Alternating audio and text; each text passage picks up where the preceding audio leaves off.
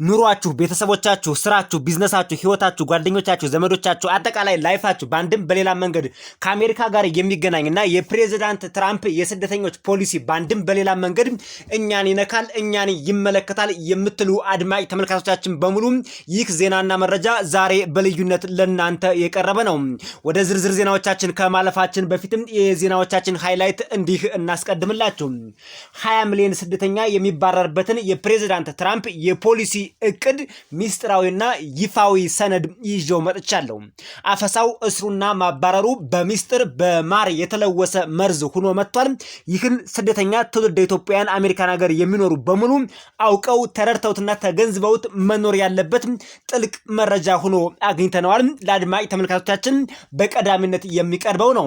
በሁለተኛነት የምናቀርበው ፕሬዝዳንት ትራምፕ የቀድሞውን ፕሬዝዳንት ባራክ ኦባማንና ባለቤታቸውን ሚሼል ኦባማን የጫካ ዝንጀሮ አድርገው ከሳሉ በኋላ እርሳቸውን ግን ከጀርባ በሌሊት የተኛ አንበሳ አስመስለው መሳላቸውን ተከትሎ በትውልደ አሜሪካውያንና በተለያዩ የአሜሪካ ፖለቲከኞች ዘንድ ከፍተኛ ተቃውሞ ሲደርስባቸው ፖስቱን አጥፍተውታል። ፖስቱን ካጠፉ በኋላ ፕሬዝዳንት ትራምፕ ለሁኔታው ይቅርታ እንዲጠይቁና አጠቃላይ ስለ ሁኔታው ማብራሪያ እንዲሰጡ ሲጠየቁ ግን ዓለምን በሙሉ ያነጋገረ ያልተጠበቀ ምላሽ ሰጥተዋል። ምን ምላሽ ሰጡ? ጉዳዩን ውስጥ እንዴት ተመለከቱት? ይቅርታ ለመጠየቅስ ወስነዋል ወይስ አልወሰኑም? የሚለውን ዝርዝር መረጃ ይዘነዋል። የዩቲዩብ ቻናሉን ሰብስክራይብ ያደረጋችሁ ግቡ። እኔ መረጃዎቹን ለእናንተ በሚመጥን መልኩ ማቅረቤን እቀጥላለሁ።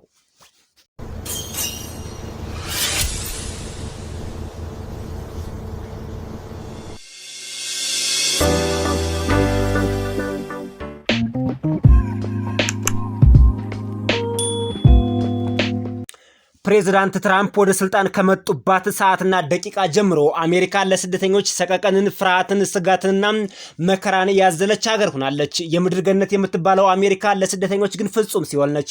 የዲሞክራሲ መፍለቂያ የሆነችው አሜሪካ ለስደተኞች ግን የጭካኔ ጥግ የሚታይባት አምባገነን ገስታፖ የአይሲ ፖሊሶች ለምን ከስደተኞች ጎን ትቆማላችሁ? ለምን ስለ ስደተኞች መብት ትከራከራላችሁ? በሚል ሰበብ ነጭ ትውልደ አሜሪካውያንን ሳይቀር በአደባባይ የሚረሽኑበትን ሁኔታ ተመልክተናል። ሁኔታው በዚህ አላበቃም። ፕሬዝዳንት ትራምፕ ለስደተኞች ያላቸው ጥላቻ፣ ስደተኞችን የማባረር ያላቸው አባዜ በዚህ የሚያቆም አይደለም። ፕሬዝዳንት ትራምፕ ለስደተኞች ያላቸውን ጥላቻ ጥግ ድረስ የሚያስፈጽሙበት የወደፊት ይፋዊ እቅድና ድብቅ እቅዳቸው በጸሐፊያቸው በፕሬስ ሴክሬታሪያቸው ካሮላይን ሊቪት በኩል ይፋ ሆኗል። ካሮላይን ሊቪት እንደተናገረችውም 20 ሚሊዮን የሚሆኑ ስደተኞች ወደፊት ከአሜሪካ እንደሚባረሩና ያፈሳው የስሩ የማዋከቡ የማፈናቀሉና የማባረሩ ሂደት ደግሞ ታክቲኩን የቀየረ በማር የተለወሰ መርዝ ሆኖ እንደሚመጣ እንዲህ ትናገራለች። የሷን ንግግር ሙሉውን አድምጠነው እንመለስም። You mentioned some polling earlier that was very compelling on deportations. Rasmussen came out of the poll today, said 75% of Republicans want all illegals deported. It seems like the conversation has shifted again to focusing only on deporting illegal aliens who are criminals. Is the president still committed to deportations of the 20 million illegals that came here under Joe Biden, or are you starting to cede that back? Yes, and the president has always been committed to that, John. But we must prioritize, and the prioritization is on those tens of thousands of convicted criminals whom we know are still roaming our streets. ICE and Border Patrol and DHS have done a phenomenal job of removing tens of thousands of them. Actually, nearly 1 million people have been deported from our country over the past year, 2 million additional self-deportations. So nearly 3 million people have left the United States. But again, as you pointed out rightfully, Joe Biden and the Democrats allowed approximately 20 million people into our country illegally. So yes, of course, the president is committed to ensuring that America is and always will be a nation of laws. እንግዲህ በመላው አሜሪካ ለምትገኙ ትውልደ ኢትዮጵያውያን በሙሉ የፕሬዝዳንት ትራምፕ ለስደተኞች ያላቸውን ጥላቻና ስደተኞችን ከአሜሪካ የማባረር ይፋዊና ድብቅ የሆነ እቅዳቸውን በፕሬስ ሴክሬታሪው ካሮላይን ሊቪት በኩል ግልጽ ብሎ ተቀምጧል። በግልጽም ቁጭ ያለ ነገር ነው። ፕሬስ ሴክሬታሪ ካሮላይን ሌቪት እንደተናገረችውና እንደሰማናት በቪዲዮ ላይም እንዳዳመጥናት ከሆነ እስካሁን ድረስ አሜሪካ ባደረገችው ስደተኞችን የማባረር ዘመቻ 3 ሚሊዮን የሚሆኑ ዜጎችን ከአሜሪካ አባረናል ብላለች። 1 ሚሊዮን የሚሆኑት ደግሞ ገና ህገወጥ የሆነ ዶክመንት ነው የያዝነው፣ ፕሬዝዳንቱ እኛን ማባረራችን አይቀርም ከምንታሰር በሚልም ገና ለገና በፍርሃትና በስጋት ራሳቸውን ሰልፍ ዲፖርት ያደረጉ ናቸው ብላለች።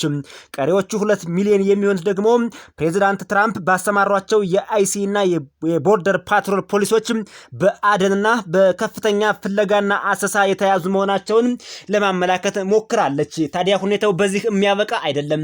ካሮላይን ሌቪት እንደተናገረችው ገና ወደፊት 20 ሚሊዮን የሚሆኑ ዜጎች ከአሜሪካ ይባረራሉ ስትል በይፋ ተናግራለች።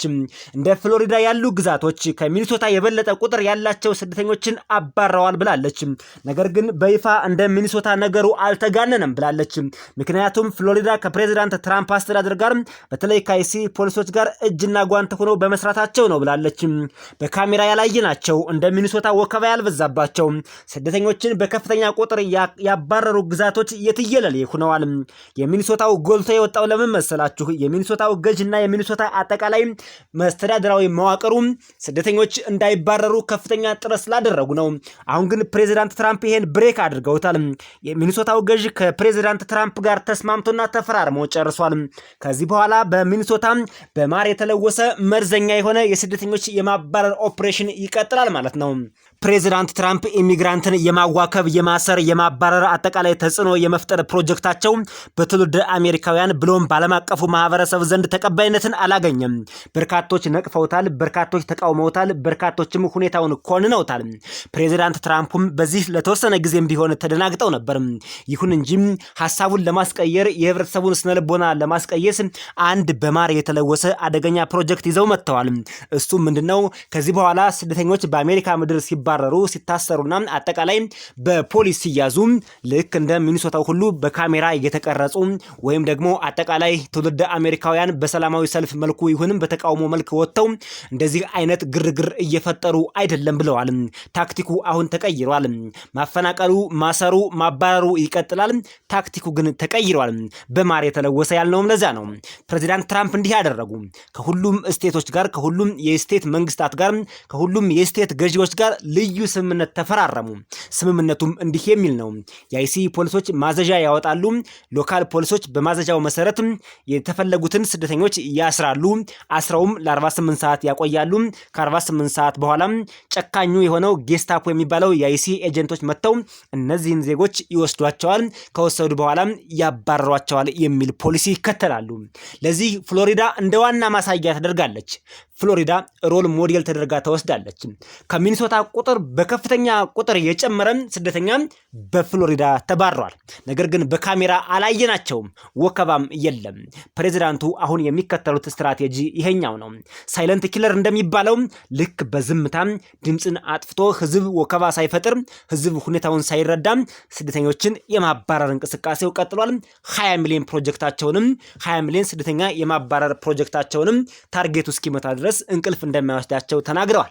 ትውልደ ኢትዮጵያውያን በዚህ አስቸጋሪ ወቅት ማድረግ ያለብን ነገር አንደኛ እርስ በርስ መተባበር፣ ሁለተኛ ጠበቆችን መጠቀም፣ ሶስተኛ ፍርድ ቤቶችን መጠቀም፣ አራተኛ የሰብአዊ መብት ተሟጋቾችን መጠቀም፣ አምስተኛ የፕሬዝዳንት ትራምፕን የግፍ ስራ ስደተኞችን የማባረር የማሰቃየት እንዲሁም አጠቃላይ የማሰር እና ጭንቀት የመፍጠር ግፍ የሆነ አስተዳደራዊ ስራን መቃወም ይገባናል። በአደባባይ ጭምር ወተን እስከ መቃወም መድረስ ይገባናል። እንዲህ ካልሆነ በጭራሽ ለውጥ ሊመጣ አይችልም። መቼም ለውጥ አጠብቁም። ሲያስሩን ዝም ብለን በመታሰር ሲያባረሩን ዝም ብለን በመባረር ልክ እንደ ከብት ስነዱን በመነዳት ምንም የሚመጣ ለውጥ የለም። ይሄ ነው እንግዲህ ፕሬዝዳንቱን የምንቃወምበት አንደኛው መንገድና ይሄን እቅዳቸውን የምናከሽፍበት መንገድ አሁንም ተደራጅተን ከሌሎች ስደተኞች ጋር ከሌሎች አፍሪካዊ ስደተኞች እህት ወንድሞቻችን ጋር በዓለም ዙሪያ ካሉት በሙሉ በአንድ ላይ በመቆም የፕሬዝዳንቱን እቅድ ማክሸፍ የፕሬዝዳንቱን የፖሊሲ አቅጣጫ ማስቀየር እንችላለን። ይቺ የምርጫ ጊዜ እስከ መቼ ደርሳ እያልን ነው። ዲሞክራቶች እስከ መቼ አሸንፈውልን እያልን ነው። በአሜሪካ ምድር ሰላም የሚኖረን እነሱ ሲመጡ ነው። የፖሊሲ ለውጥ የሚመጣው ፕሬዚዳንት ትራምፕ ከስልጣናቸው ወርደው ዲሞክራቶች እንደገና ማሸነፍ ሲጀምሩ ነው። ካልሆነ ግን የፖሊሲ ለውጥ ለማምጣት በጣም ከባድ ነው። ይሄ ነው እንግዲህ የተከበራችሁ አድማጭ ተመልካቾቻችን ዋናውና ትልቁ መልእክታችን በዚህ መልክ ለእናንተ ተላልፏል። የተላለፈው መልእክት ደግሞ እውነትነት ያለውና የፕሬዚዳንት ትራምፕን 20 ሚሊዮን ስደተኞችን የማባረር ፕሮጀክት የተጋለጠበት ነው። አንደኛ ፕሬዚዳንቱ በይፋ 20 ሚሊዮን እንደሚያባረሩ በፕሬስ ሴክሬታሪያቸው በኩል ይፋ አድርገዋል። ፕሬዚዳንቱም ሲናገሩት ቆይተዋል። አሁን 3 ሚሊዮን ተባረዋል፣ ገና 17 ሚሊዮን ይቀራል እያሉ ነው። ድብቁ ሴራቸው ደግሞ ልክ በሚኒሶታ እንደተመለከትነው ወከባ ሳይኖር በካሜራ መቀረጽም ሳይኖር ድብቅ በሆነ መልኩም ስደተኞችን የማባረሩ አጀንዳ በፕሬዚዳንት ትራምፕ ገና እንደሚቀጥል ለማሳወቅ እንወዳለን። ወደ ቀጣዩ ዜናና መረጃ አልፈናል። የዩቲዩብ ቻናሉን ግን እስኪ በመሃል ሰብስክራይብ ያላደረጋችሁ ካላችሁ ሰብስክራይብ ያደርጋችሁ የደወል ምልክቷን ተጫኑ። ምክንያቱም ይህ አሜሪካን ሀገር የመኖር ያለመኖራችን ህልውና ነው ጋይስ። በጭራሽ የፕሬዚዳንት ትራምፕ አስተዳደር አይፋቱንምና አንድ ሁነን መደራጀት፣ እንደዚህ አይነት ሚዲያዎችን መደገፍ፣ ኢንፎርሜሽን መለዋወጥ ያስፈልጋል። ይሄ ካልሆነ ግን ምንም ልናሸንፍ አንችልም። በቀጣይ የምናቀርብላችሁ ደግሞ ዓለምን በሙሉ ያነጋገረ የፕሬዚዳንት ትራምፕን ዘረኝነት ቁልጭ አድርጎ ያሳየውን መረጃ ነው። ፕሬዚዳንት ትራምፕ ባራክ ኦባማና ባለቤታቸውን ልክ እንደ ዝንጀሮ አድርገው በጫካ ውስጥ ከዛፍ ዛፍ ሲንጠላጠሉ የሚያሳይ፣ ፕሬዚዳንት ትራምፕ ራሱ ደግሞ የጫካ አንበሳ ሆኖ ከጀርባ ተኝቶ እነሱን እንደሚመለከታቸው የሚያሳይ በኤአይ የተሰራ አንድ ቪዲዮ ፕሬዚዳንት ትራምፕ ለቀዋል። ይህ ቪዲዮ በነገራችን ላይ ባራክ ኦባማና ባለቤታቸውን ብቻ ለመንካት የተደረገ እንዳይመስላችሁ። አጠቃላይ ስደተኞችን፣ እኛ ጥቁሮችን፣ ኢትዮጵያውያንን፣ ጥቁር አሜሪካውያንን እነሱን በሙሉ ለመንካትና ለነሱ ያለውን ንቀት፣ የነጭ የበላይነትን ለማሳየት የተሰራ ቪዲዮ መሆኑን ብዙዎች አልተረዱትም። ከባራክ ኦባማ ጋር ብቻ አያይዘው ትተውታል። እንደዛ አይደለም፣ ነገሩ ጥልቅ ነው። የፕሬዚዳንቱ ሐሳብ ጥልቅ ነው። ጥቁሮች በሙሉ ዝንጀሮ ናችሁ እያሉን ነው። ስደተኞች በሙሉ ዝንጀሮ ናችሁ እያሉ ነው ፕሬዚዳንቱ። ለማንኛውም በዚህ ዙሪያም ፕሬዚዳንት ትራምፕ ተጠይቀው የሰጡትን ምላሽም ይዘነዋል። ወደ በኋላ ላይ እናቀርበዋለን። ፕሬዚዳንት ትራምፕ ይቅርታ ጠይቅ ሲባልም የሰጠውን የንቀት ንግግር እንሰማዋለን። እንዲሁም ፕሬዚዳንት ትራምፕ የተጠቁበትን አንድ በሽታ ይዘነዋል። እጅግ በሚገርም ሁኔታ የኛ የዩቲዩብ ቻናል የፕሬዚዳንት ትራምፕን ህመም፣ የስነ ልቦና ህመም በትክክል ተንትኖ ተንብዮና አስረድቶ ያቀርባል። ይሄ ሌላ ታሪክ ውስጥ ነው። ፕሬዚዳንት ትራምፕ በጉዳዩ ላይ መግለጫ ሰጥተዋል። አጠር ያለች ንግግር አድርገዋል። እስኪ ፕሬዚዳንቱ ምን አሉ? ለመሆኑ ምን ተናገሩ? በእርግጥ ከሳቸው መልካም ነገር አንጠብቅም። ቢሆንም ግን የፕሬዚዳንቱን ንግግር ቃል በቃል ኦሪጂናሉን መስማት ስላለብን እስኪ የፕሬዚዳንቱን ንግግር ሰምተነው እንመለስ መጀመሪያ። So, do you have any questions, John? Mr. President, social media post that you took down earlier today, the White House says that a staffer sent it. Who sent it, and are you going to fire them? I looked at it. No, I looked at it. I saw it, and I just looked at the first part. It was about voter fraud in someplace, Georgia. There was a lot of voter fraud, 2020 voter fraud, and I didn't see the whole thing. I guess during the end of it, there was some kind of a picture that people don't like. I wouldn't like it either, but I didn't see it. I looked at the first part, and it was really about voter fraud in and the machines, how crooked it is, how disgusting it is. Then I gave it to the people. Generally, they look at the whole thing, but I guess somebody didn't, and they posted, and we took it down, and we did it. You know, but that was a voter fraud that nobody talks about. They don't like to talk about that post. We took it down as soon as we found out about it. Mr. President, a number of Republicans are calling on you to apologize for that post. Is that something you're going to do? No, I didn't make a mistake. I mean, I look at a lot of thousands of things. I looked at the beginning of it. It was fine. They had that one post, and I guess it was a takeoff. By the way, a lot of people covered. If you look at where it came from, I guess it was a takeoff on The Lion King. And certainly it was a very strong post in terms of voter fraud. Nobody knew that was at the end. If they would have looked, they would have seen it. And probably they would have had the sense to take it down. But that was a takeoff on The Lion King. And a lot of people were covered in different positions. So,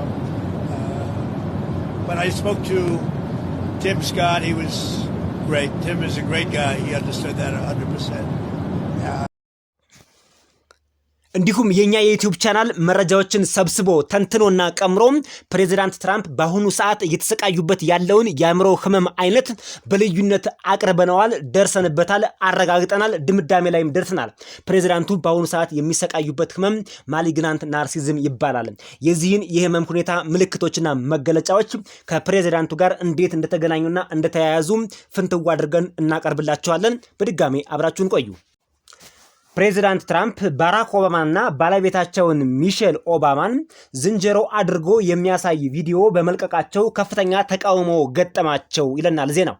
የአሜሪካው ፕሬዚዳንት ዶናልድ ትራምፕ የቀድሞውን ፕሬዚዳንት ባራክ ኦባማና ባለቤታቸውን ሚሼል ኦባማን እንደ ዝንጀሮ አድርጎ የሚያሳይ አወዛጋቢ ቪዲዮ በትሩዝ ሶሻል ሚዲያ ገጻቸው ላይ በመልቀቃቸው ከፍተኛ የዘረኝነት ውንጀላና ተቃውሞ በትውልድ አሜሪካውያን ብሎም በዓለም አቀፉ ማህበረሰብ ዘንድ ገጠማቸው ይላል መረጃው። በኤአይ የተሰራው ይህ ቪዲዮ የኦባማን ጥንዶች ፊት በዝንጀሮዎቹ ላይ በመለጠፍ በጫካ ውስጥ ሲዘዋወሩ ያሳያል። በቪዲዮ ላይ ዘ ላዮን ስሊፕ ቱናይት ብለዋል ፕሬዚዳንቱ። እንግዲህ የሚለው ዘፈን ከጀርባ ይደመጣል። ምንድነው? ፕሬዚዳንት ትራምፕ ደግሞ ከጀርባ ልክ እንዳንበሳ ሆነው እሳቸው ከጀርባ ተኝተዋል። እነ ባራክ ኦባማና የባራክ ኦባማ ሚስት ደግሞ እነሱ እንደ ዝንጀሮ ሆነው ከዛፍ ዛፍ እንጣጥ እያሉ እየዘለሉ ይሮጣሉ። ይሄን ነው ፕሬዚዳንቱ ያሳዩትም። መጀመሪያ ላይ የዋይት ሃውስ ቃል አቀባይ እንግዲህ እንደምታውቋት ካሮላይን ሊቤት ጉዳዩን ቀለል ያለ ነገር አድርጋ ነው የወሰደችው። ይሄ ጀስት በኢንተርኔት የሚደረጉ ቀልዶች፣ ፈኖች እና አጠቃላይ የመዝናኛ ቪዲዮዎች አድርጋ ነው እሷ የወሰደችው። በመቁጠር ተቃውሞውን ምናለች? ይሄ የሐሰት ቁጣ ስትል አጣጣላችሁ ካሮላይን ሊቤት። ሁኖም ከሁለቱም ወገን በሚገርም ሁኔታ ግን ከሪፐብሊካንም ከዲሞክራትም ሁኔታው ከፍተኛ ተቃውሞ ነው የገጠመው። ከሁለቱም ወገን ነው የገጠመው። የዲሞክራቶች ሐሳብ ብቻ አይደለም። ሪፐብሊካንም ይሄ አጸያፊ ነገር ነው፣ ልክ አይደለም፣ ሰብአዊነት የተሞላበት አይደለም ሲሉ ትራምፕን ኮንነውታል። እንግዲህ ይህ ቪዲዮ የተለቀቀው በሰራተኞቹ ስህተት መሆኑን ፕሬዚዳንት ትራምፕ ገለጹ። እንደገና በሰራተኞቹ ስህተት ነው አሉ ፕሬዚዳንቱ። እንዲሁም ፕሬዚዳንቱ ይህ ቪዲዮ ሲለጠፍ መመሪያ የሰጡት የመጀመሪያውን ክፍል ብቻ አይተው ነው እንዲለጠፍ ፈቅደዋል። መመሪያ ሰጥተዋል። ሙሉውን ሳያዩ የመጀመሪያውን ክፍል ብቻ አይቼ ነበር መመሪያና ትዕዛዝ የሰጠሁት እና የሶሻል ሚዲያ ወይም ደግሞ ሶሻል ሚዲያዎቹን ማኔጅ የሚያደርጉ ሰራተኞች ስህተት ነው ብለው ነገሩን ለማለዘብ ሞከሩ በሚገርም ሁኔታ። እና ይህ ድርጊት በዲሞክራቶች ብቻ ሳይሆን እንደነ ሴናተር ቲም ስኮት ባሉ ታዋቂ የሪፐብሊካን ፓርቲ አባላትም ዘንድ ጭምር አሳፋሪ፣ ዘረኛ፣ ነውረኛ ተግባር ሲሉ ኮንነውታል። እና ፕሬዚዳንት ትራምፕም አሉ ምንም በቪዲዮው ላይ እዚህ ግባ የሚባል ስህተት አላየውበትም። ይቅርታ ለመጠየቅ የሚያበቃ አይደለምና ይቅርታ አልጠይቅም። ለስንቱ ጉዳይስ ይቅርታ ጠይቄ እዘልቀዋለሁ ሲሉ ነው የተደመጡት። ይቅርታ አልጠይቅም፣ ምንም ችግር የለበትም ቪዲዮው። በእርግጥ የመጀመሪያውን ክፍል ነው ያየሁት፣ ሙሉን አላየሁትም። የሰራተኞቹ ስህተት ነው። የመጀመሪያውን ክፍል አይቼ ነው ፖስት እንዲያደርጉ የፈቀድኩላቸው። ቢሆንም ግን ስህተት የለበትም፣ ይቅርታ የሚያስጠይቅ ነገር የለውም ብለዋል። የሰው ልጅ ክቡር የሆነውን የሰው ልጅ ፍጡር እንደ እንስሳ መቁጠር፣ እንደ ዝንጀሮ መቁጠር በፕሬዚዳንት ትራምፕ ዘንድ ምንም ችግር የለም ማለት ነው። ምንም አያስጠይቅም ማለት ነው። የሞራልም የህግም ጥያቄ የለበትም ማለት ነው። ይሄ ነው እንግዲህ እንደዚህ አይነት ፕሬዚዳንት ናቸው ያሉት አሜሪካን ሀገር ማለት ነው። እና ፕሬዚዳንት ትራምፕ የተጠቁበትን ከባዱን፣ በእርግጥ ጤነኛ አይደሉም ፕሬዚዳንቱም፣ የተጠቁበትን የጤና ችግር የአእምሮ ህመም መሆኑን የኛ የዩቲዩብ ቻናል ተንትኖ መረጃዎችንም አሰባስቦ ደርሶበታል። ፕሬዚዳንት ትራምፕ ራሳቸው ባይገነዘቡትም ባያውቁትም ባይረዱትም እንኳን አሁን ፕሬዚዳንቱ እየተሰቃዩበት ያለው የአእምሮ የህመም አይነት ማሊግናንት ናርሲዝም ይባላል። ይሄ ፕሬዚዳንት ትራምፕን በከፍተኛ ሁኔታ ያጠቃ ህመም ነው። ይህ ህመም ያለባቸው ሰዎች ባህሪያቸው ያለነሱ አዋቂ፣ ያለነሱ ቆንጆ፣ ያለነሱ ጀግና፣ ያለነሱ ትክክል በዚህ ምድር ላይ የለም። ትልቁ ችግራቸው ይሄ ነው። እነሱ ስህተት እየሰሩም ቢሆን የሰው ልጅ እንደ ዝንጀሮ እየቆጠሩም ቢሆን ትክክል ናቸው፣ ይቅርታ አይጠይቁም። በእነዚህ አይነት ማሊግናንት ናርሲዝም ባለባቸው ሰዎች ዘንድ ይሄ የታወቀ ባህሪ ነው። እነ ፕሬዚዳንት ትራምፕ የዓለም ህግ አይገዛቸውም፣ ምክንያቱም ማሊግናንት ናርሲዝም ናቸው። ከሞራላቸው ሲሉ ነው፣ ለሞራላቸው ብቻ ሲሉ ነው የሚሰሩት። ምንም አይነት ዓለም አቀፍ ህግ አያስፈልጋቸውም። ምክንያቱም ፕሬዚዳንት ትራምፕ የማሊግናንት ናርሲዝም የስነ ልቦና ህመም አይነት ተጠቂ ስለሆኑ ማለት ነው። ሰዎችን ይንቃሉ፣ ያንቋሽሻሉ፣ በፈጣሪ የተፈጠረውን የሰው ልጅ ከክብሩ ያሳንሳሉ። እነዚህ ሰዎች የሚበልጣቸው ወይም የሚጎዳደራቸው ሰው በጭራሽ አይፈልጉም ብቻ ሳይሆን ሁኔታዎች ከፈቀዱላቸው እነዛን ሰዎች ከማስገደልም ወደኋላ አይሉም። እነዚህ ሰዎች ዋና ዋና መገለጫቸው የእነዚህ ሰዎች ሆልማርክ የሚባለው ይሄ ህመም ያለባቸው ሰዎች በፕሬዚዳንት ደረጃነት ብቻ አይደለም። በነገራችን ላይ በአካባቢያችን፣ በኑሯችን፣ በቤተሰቦቻችን፣ በሁሉም አካባቢ እንደዚህ አይነት ችግር ያለባቸው ሰዎች አሉ። እነዚህ ሰዎች ዋና መገለጫ ባህሪያቸው አንደኛ ጠበኝነት ነው። ሰዎችን በንግግር ወይም በድርጊት ማጥቃት ይፈልጋሉ። ይሄ ዋና መገለጫቸው ነው። ፕሬዚዳንት ትራምፕ የምርጫ ቅስቀሳ ሲያደርጉ አውሬ ከሚበላበት የመጣሽ ብለው ሲሰድቧት አይተናል። አይጥና ድመት ከሚበላበት የመጣሽ ሲሉ ሰምተናል። ውሸት ነው። ጥላቻቸውን፣ ይሄ ህመማቸውን፣ ይሄ ማሊግናንት ናርሲዝማቸው ነው። ኢልሃን ኦመር ምን ብለዋል? ያላሏት ነገር የለም ከሲኦል የመጣች ብለዋል። ባራክ ኦባማን ዝንጀሮ አድርገው ጫካ ውስጥ እንደ ዝንጀሮ አስመስለው ስለዋል። ይሄ ነው እንግዲህ የፕሬዚዳንቱ ዋና መገለጫቸው እና ማሊግናንት ናርሲዝም ያለባቸው ሰዎች ዋና መገለጫ ባህሪያቸው ጸበኝነት፣ ሰዎችን በንግግር ወይም በድርጊት ማጥቃት ነው። ሁለተኛው ሴረኝነት ነው። ፓራኖያ ይሉታል። በጤናው ዘርፍ ፓራኖያ ይሉታል። እነዚህ በነገራችን ላይ ስፔሻሊስት የሆኑ የአእምሮ ዶክተሮች በደንብ ተንትነው አውጥተው ከኛ ዩቲዩብ ቻናል ጋር አብረው የሰጡን መረጃም ጭምር ነው። የነጭ የበላይነትን በማጉላት ጥቁሮችን አቅም የሌላቸው ሎ አይኪው እና እንደ እንስሳ አድርጎ መቁጠርና ማሴር በተለይ ሴረኝነት፣ ይሄ ፓራኖያ ይሉታል።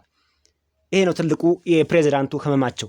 አይታችሁ ከሆነ በዲሞክራቶች ላይ የሚያሰሩት ሴራ በጣም ከፍተኛ ነበር። ሌላው ጸረ ማህበረሰብ ባህሪ፣ ህጎችና መመሪያዎችን መጣስ። ትራምፕ ዓለም አቀፍ ህግ አይገዛኝም ሲሉ ተደምጠዋል። ለሞራሌ ነው የምሰራው፣ ህሊና የፈቀደውን ከማድረግ ወደኋላ አልልም ሲሉ ተደምጠዋል። ዓለም አቀፍ ህግ አያስፈልገኝም ብለዋል። ይሄ ነው የማህበረሰብ ኖርሞችን፣ ህጎችን መጣስ ማለት ይሄ ነው። ጸረ ማህበረሰብ ባህሪ ያላቸው፣ ራስን በጣም መካብ፣ መቆለል፣ ማድነቅ። ትራምፕ ገነት እንደሚገባ እርግጠኛ ነኝ፣ ገነት እገባለሁ ሲሉ ቃል በቃል ተደምጠዋል። የዓለም የሰላም ኖቤል ሽልማት ለኔ ይገባል ሲሉ በይፋ ጠይቀዋል። አንድ ግለሰብ መልካም ነገር ያደርጋል፣ ይሰራል፣ ማህበረሰቡ ራሱ መርጦ ሲሸልመው እንጂ እኔ መሸለም አለብኝ ብሎ ሲከራከር በዚህ ምድር ላይ ለመጀመሪያ ጊዜ ነው እኔ የሰማሁት። እናንተ ሰምታችሁ ከሆነ አላቅም። እኔ ግን ፎር ዘ ፈርስት ታይም ነው አንድ ሰው እኔ መልካም ስራ ሰርቻለሁና የመልካም ሰዎች ሽልማት ይገባኛል፣ የኖቤል ሽልማት ይገባኛል ብሎ ሲከራከር የሰማው እኔ ትራምፕን ብቻ ነው። እኔ ታላላቅ ጦርነቶችን አስቀርቻለሁ፣ በአሜሪካም ታሪክ እንደኔ ያለ ፕሬዚዳንት የለም፣ በአሜሪካ ሂስትሪ ይላሉ። አሜሪካን የቀየረ ሰው የለም ይላሉ። የኑሮ ውድነትን እንደኔ የቀነሰ የለም፣ ወንጀለኛን እንደኔ የቀነሰ የለም፣ አሜሪካን እንደኔ የቀየረ የለም ብለው ያስባሉ። ፕሬዚዳንቱ ሌላ የለም ብለው ነው የሚያስቡ፣ እሳቸው ብቻ ናቸው። ይሄ ማሊግናንት ናርሲዝም ይባላል። እንግዲህ የተከበራችሁ አድማጭ ተመልካቾቻችን ለዛሬ ለእናንተ ይመጥናሉ ያልናቸው ዜናዎችና መረጃዎች እነዚህ ነበሩ። በሌሎች ዜናዎችና መረጃዎች እስከምንገናኝ በያላችሁበት ሰላም ቆይን። የዩቲዩብ ቻናሉን ግን ሰብስክራይብ ሳታደርጉ ብዙዎቻችሁ ትከታተላላችሁና ሰብስክራይብ አድርጋችሁ የደወል ምልክቷን በመጫን ቪዲዮዎቹን፣ መረጃዎቹን ለእናንተ ለህይወት መርህ የሚጠቅሙትን ሁሉ እንድትከታተሉ በአክብሮት ጠይቀናል።